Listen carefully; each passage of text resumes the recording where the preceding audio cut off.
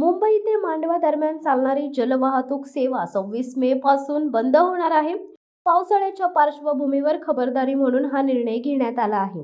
याबाबतचे परिपत्रक मेरीटाईम बोर्डाने जारी केले आहेत. दरम्यान भाऊचा धक्का ते मांडवा दरम्यान चालणारी रोरो जलवाहतूक सेवा नियमितपणे सुरू राहणार आहे. मुंबईतील गेटवे ऑफ इंडिया ते मांडवा दरम्यान जलप्रवासी वाहतूक केली जाते. PNP, मालदार आणि अजंठा अशा 3 खासगी ऑपरेटर्स मार्फत जलवाहतूक सेवा पुरवली जाते.